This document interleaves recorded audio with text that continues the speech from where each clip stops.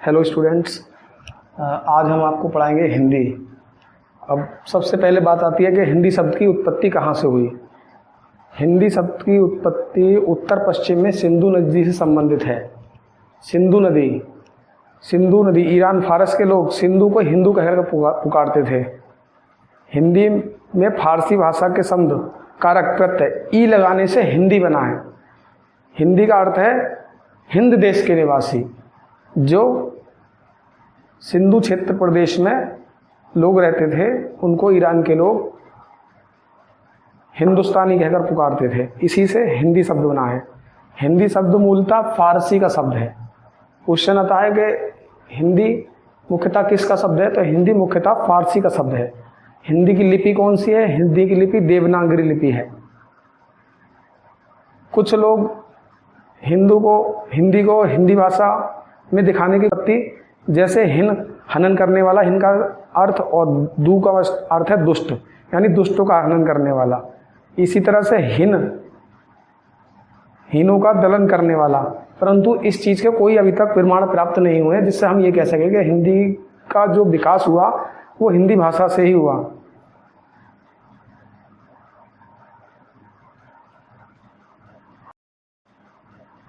आकृति एवं रूप के आधार पर हिंदी वियोगात्मक या विशिष्ट भाषा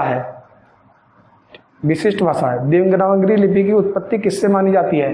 एक क्वेश्चन आता है, अक्सर परीक्षा में पूछा जाता है कि देवनागरी लिपि की उत्पत्ति किससे मानी जाती है, तो ब्राह्मी लिपि से मानी जाती है। हिंदी को हम लिखते हैं ब्राह्मी लिपि में लिखते हैं। अब हम स्टार्ट करते हैं। वर्णमाला।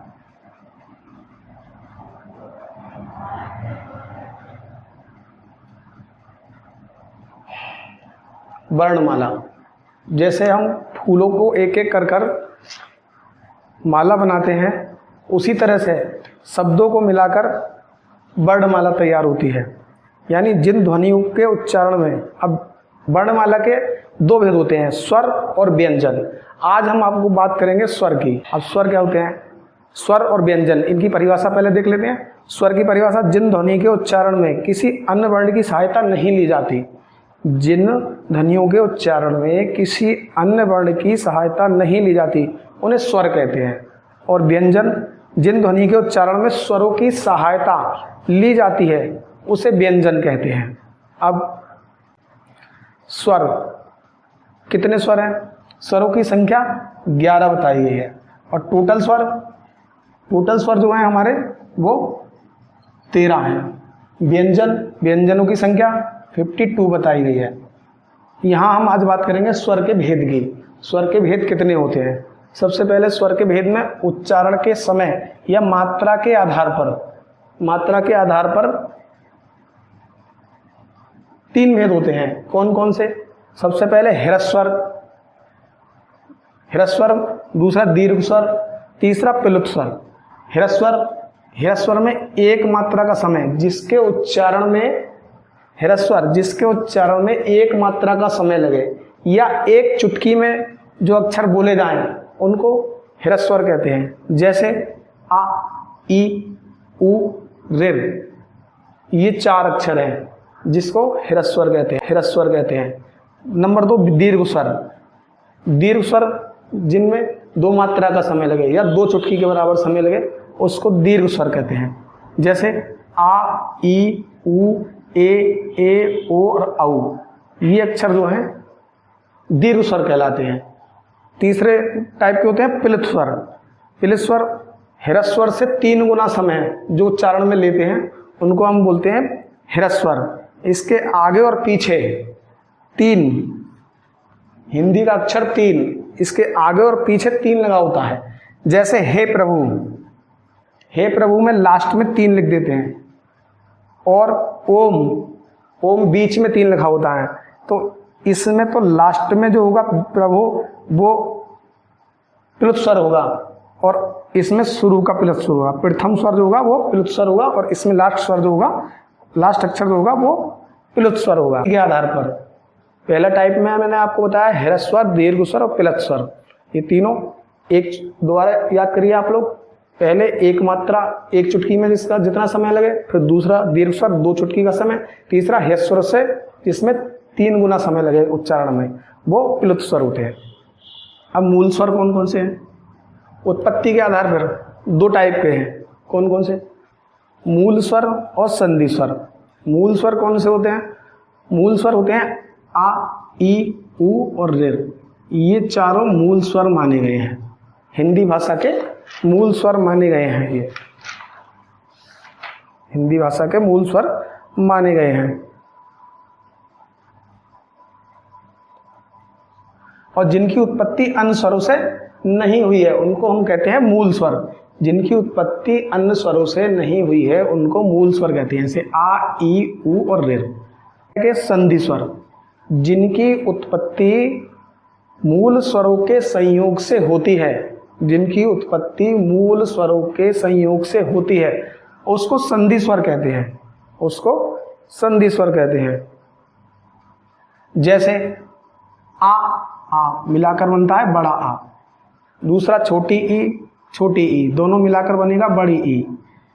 दोनों के मूल स्वरों के 2 मूल स्वरों के संयोग से बनना है ये अक्षर, तो इसको संधि स्वर कहेंगे। 2 शब्दों की 2 मूल स्वरों का यहाँ पर मेल हो रहा है तो इसको इसीलिए इसको बोलते हैं संधि स्वर।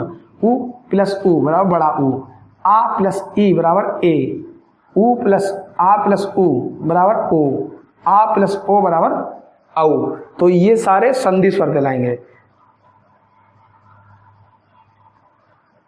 इसमें 3 जो टाइप के हैं ऊपर के, आ, ई और उ, इसको मूल दीर्घ। इसमें 3 जो टाइप के हैं ऊपर के, आ, ई और उ, इसको मूल दीर्घ स्वर, मूल दीर्घ स्वर भी कह देते हैं। और जो नीचे के हैं इनको हम संयुक्त स्वर भी कह देते हैं।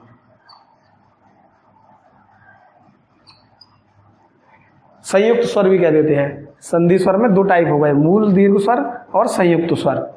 इसके बाद आते हैं उच्चारण के आधार पर। उच्चारण के आधार पर कौन कौन से आते हैं? उच्चारण के आधार पर अनुनासिक, जो नासिक व मुख से बोले जाते हैं, जैसे दांत, सांच और कांच। जो बोलते समय जिसका उच्चारण स्थान नाक व मुख होता है उसको हम अनुनासिक स्वर कहते हैं। जैसे दांत, सांच और कांच इसके उदाहरण हैं। सेकंड टाइप आता है निर्नुनासिक। निर्नुनासिक क्या होता है? जो केवल मुख से बोला जाए उसको हम बोलते हैं निर्नुनासिक। ये नाक से नहीं बोला जाता। अनुनासिक ही नाक और मुख से बोला जाता है। निर्नुनासिक केवल मुख से बोला जाएगा, नाक से नहीं बोला जाएगा। यहाँ पर अंतर को स्पष्ट करिए आप लोग। जैसे उदाहरण के तौर पर कान और पान, ये 2 शब्द आते हैं। हमने अनुनासिक में बताया नासिक और मुख से बोला जाए दांत, सांच और कांच, और निर्नुनासिक में केवल मुख से बोला जाए, जैसे कान और पान। अब नेक्स्ट टाइप होता है 4th, जाति के आधार पर।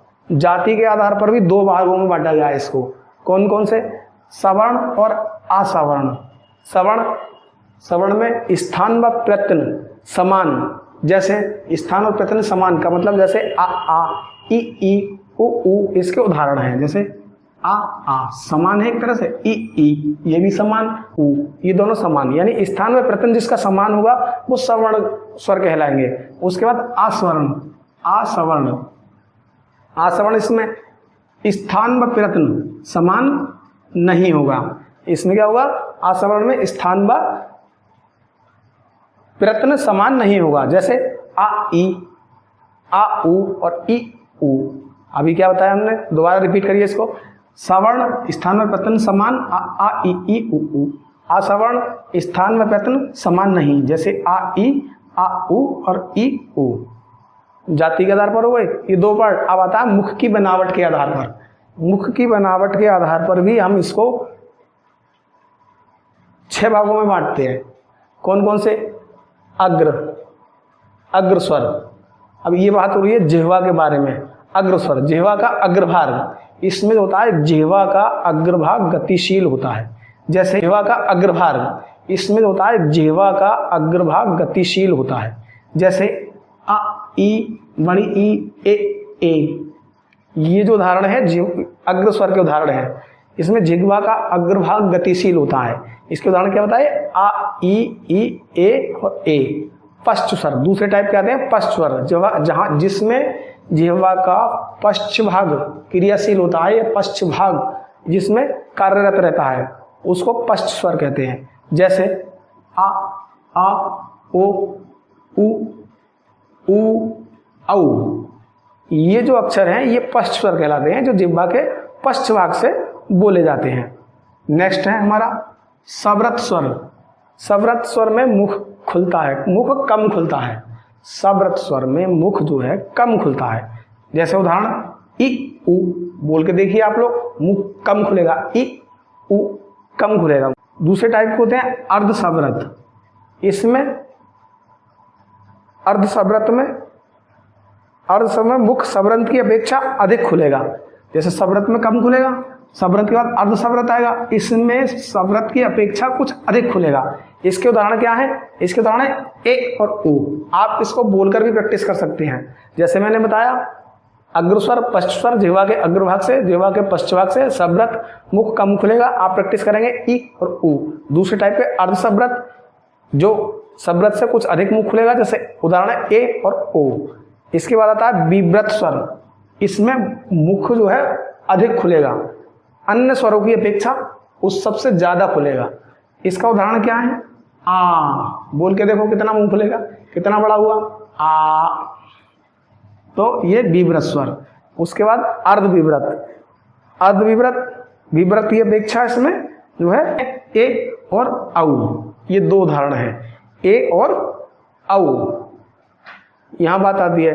अब एक बार इसको रिपीट कर लेते हैं। मुख की बनावट के आधार पर कौन कौन से? अग्रस्वर जिह्वा का अग्रभाग गतिशील, उदाहरण आ, ई, ए और ए। पश्च स्वर जिह्वा का पश्च भाग गतिशील, उदाहरण आ, ओ, उ, औ। सव्रत स्वर में मुख कम खुलता है, जैसे ई और उ। अर्ध सव्रत स्वर में कुछ अधिक खुलेगा सव्रत की अपेक्षा, जैसे ए और ओ। और विव्रत स्वर में बहुत अधिक खुलेगा, जैसे आ। विव्रत में विव्रत स्वर से कम मुख खुलेगा, जैसे उदाहरण ए और औ। ठीक। अब इसके बाद आती है टाइप 6, ओष्ठ की आकृति के आधार पर। ओष्ठ की आकृति के आधार पर, ओष्ठ की आकृति के आधार पर कौन कौन से होते हैं? ओष्ठ की आकृति के आधार पर दो हैं। एक तो वृत्ताकार। ओष्ठ वृत्ताकार जब हो, आपके बोलते समय ओठ आपके वृत्ताकार हों, उसको बोलते हैं वृत्ताकार स्वर। जैसे उ, ओ, औ, आ। आप बोलकर इसकी प्रैक्टिस कर सकते हैं। देखिए, ओष्ठ की आकृति के द्वारा वृत्ताकार बोला, तो जब हम उ बोलेंगे तो ओठ के द्वारा वृत्त बनेगा, उ, ओ और औ। इसको कहते हैं वृत्ताकार। दूसरे आते हैं अवृत्ताकार। अवृत्ताकार में होते हैं ओष्ठ वृत्ताकार नहीं बनते। जैसे इसका उदाहरण क्या है? आ, ई, ए। ये जो है आवृत्ताकार है। इस तरह से स्वर के भेद हमने देखे। उच्चारण समय के आधार पर, उत्पत्ति के आधार पर, उच्चारण के आधार पर, जाति के आधार पर, मुख की बनावट के आधार पर, ओष्ठ के आधार पर। इन सब में से परीक्षा में प्रश्न पूछ लिया जाता है कि अनुनासिक स्वर का उदाहरण कौन सा है, निर्नुनासिक स्वर का उदाहरण कौन सा है, सब्रंत स्वर के उदाहरण कौन सा है। ऑप्शन दे दिए जाएंगे आपको, 4 पूछ लेगा, या फिर संधि स्वर का उदाहरण दे देगा, उसमें से पूछेगा इसमें संधि स्वर का उदाहरण कौन सा नहीं है। ये सारे हमारे स्वर के भेद हैं। इसके बाद हम हिंदी के बारे में कुछ बात कर लेते हैं।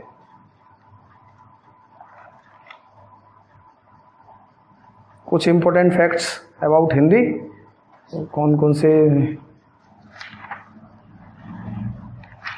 जैसे क्या,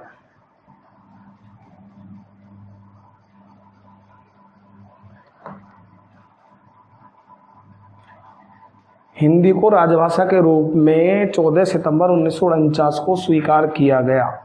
सुनिए आप लोग, कब स्वीकार किया गया? हिंदी को राजभाषा के रूप में 14 सितंबर 1949 को स्वीकार किया गया। इसी दिन 14 सितंबर को हम विश्व हिंदी दिवस हिंदी दिवस के नाम से मनाते हैं 14 सितंबर। हिंदी देवनागरी लिपि में लिखी जाती है। अनुच्छेद 43 से लेकर 351, अनुच्छेद कौन से अनुच्छेद में कहाँ वर्णित किया गया है हिंदी को? इसको वर्णित किया गया है अनुच्छेद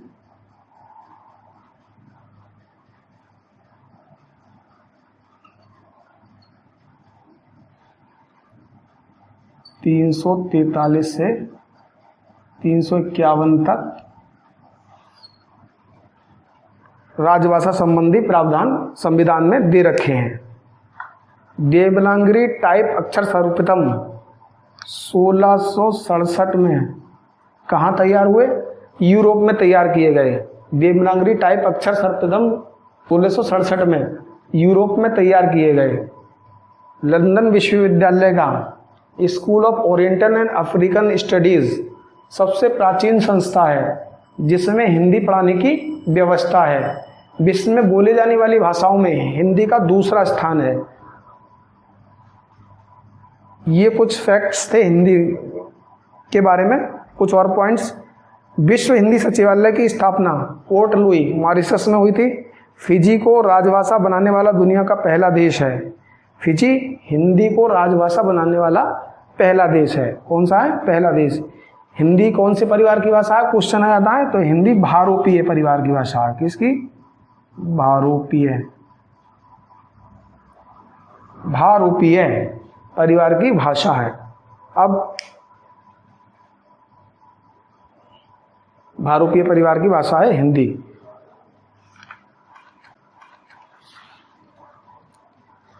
अब बात कर लेते हैं व्यंजन की। व्यंजन हमने बताए कितने? टोटल 52। व्यंजन में कौन कौन से वर्ग होते हैं? का वर्ग, चा वर्ग, टा वर्ग, ता वर्ग, पा वर्ग, अंतस्थ, ऊष्म और संयुक्त व्यंजन।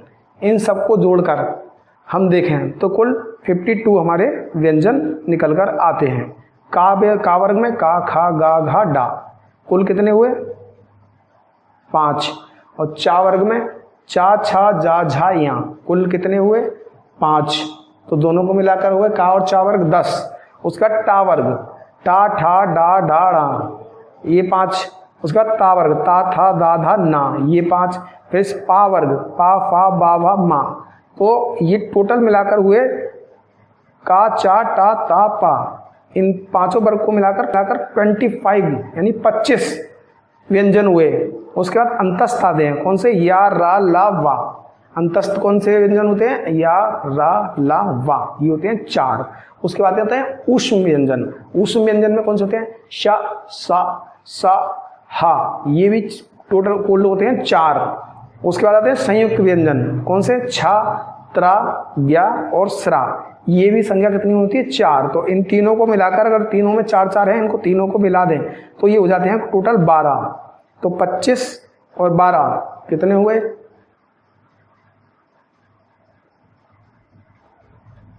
25 और 12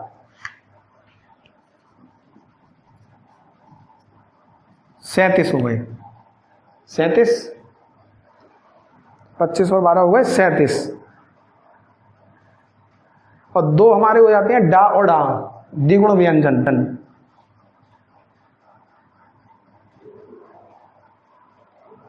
द्विगुण व्यंजन। और स्वर होते हैं हमारे 13।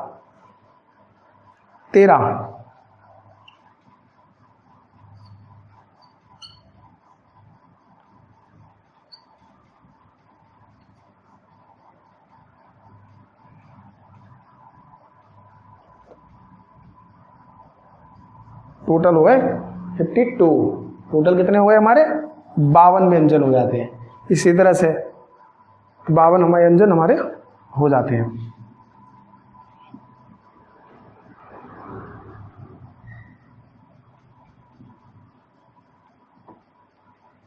आज हम यहीं तक बात करेंगे हिंदी के स्वर के भेद की। कल हम आपको व्यंजन के बारे में थोड़ा और विस्तार से बताएंगे।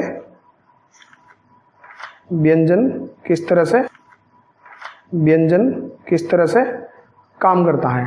अब स्वरों में कुछ 2-3 टाइप और होते हैं जिनका उच्चारण स्थान हम बता सकते हैं।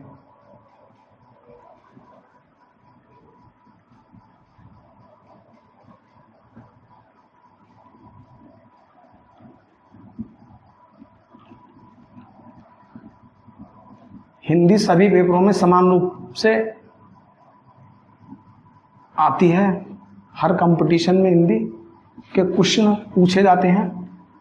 आप लोग हिंदी की तैयारी अच्छे से करें जिससे किसी भी कंपटीशन को बीट किया जा सके। हिंदी को हल्के में ना लें और अपनी पकड़ मजबूत बनाएं जिससे कि आपको अच्छा स्कोर बन सके।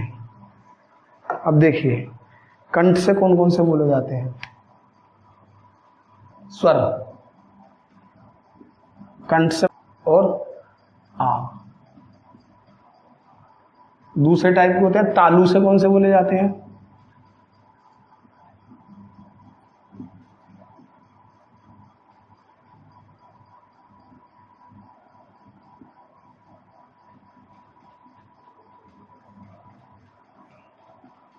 तालु से कौन से बोले जाएंगे? कंठ से बोलेंगे आ आ। तालु से बोले जाएंगे ई और ई। तीसरे टाइप के होंगे मूर्धा से। मूर्धा से बोला जाएगा रेल। ठीक। उसके बाद ओष्ठ से। ओष्ठ से बोले जाने वाले व्यंजन है उ और उ। और उसके बाद कंठोष्ठ। और उसके बाद कंठोष्ठ।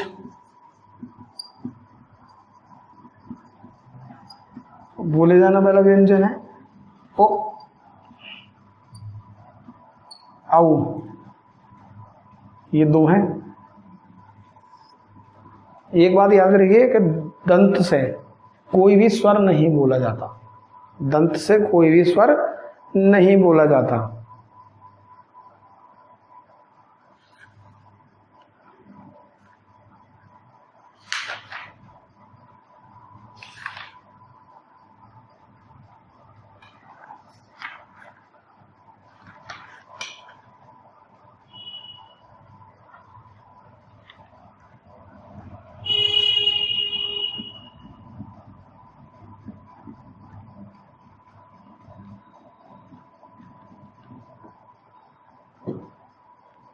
वर्णमाला के दो भेद बताए थे हमने, स्वर और व्यंजन।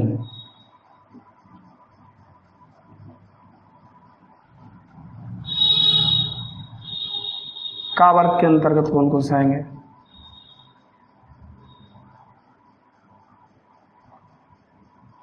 चा वर्ग का, खा, गा, घा और एक और आता है लास्ट में डा। चा, छा, जा, झा, इया। टा वर्ग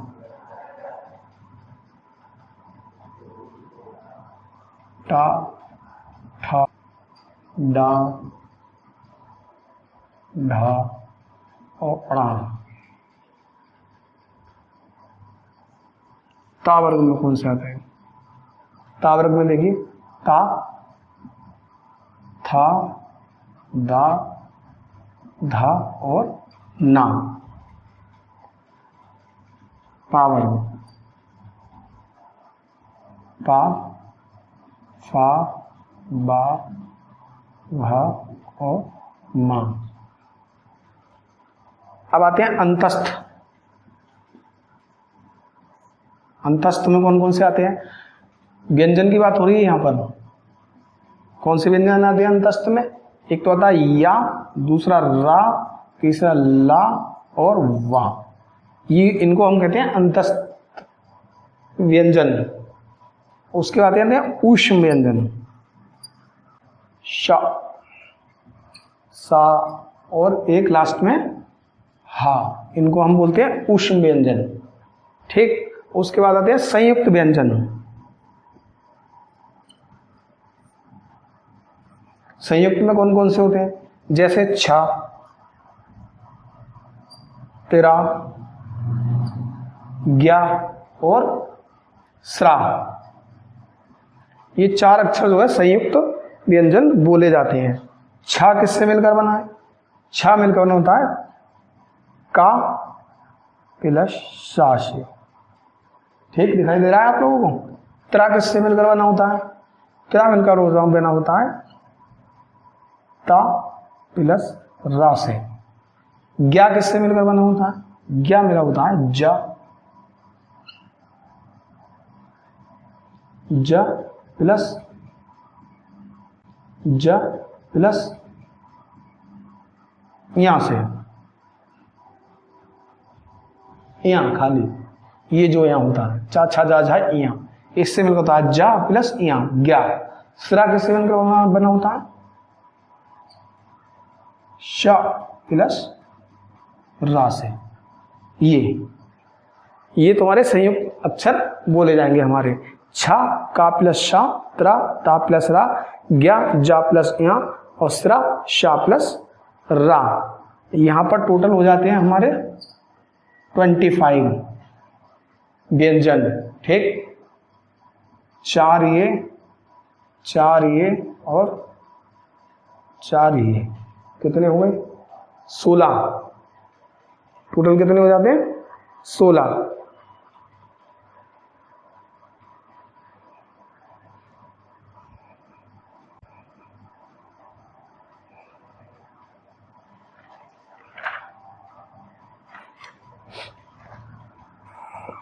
पच्चीस और 16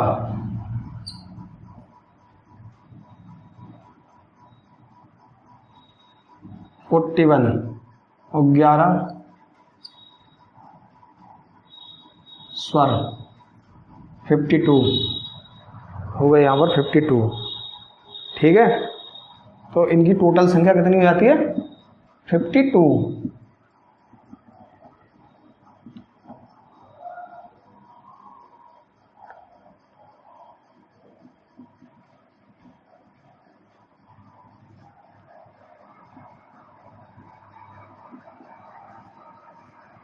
परीक्षा में अगर आ जाए स्वर पूछे तो टोटल 11 और व्यंजन पूछे तो 52। ठीक है, अब यहाँ पर एक चीज की बात और कर देते हैं हम।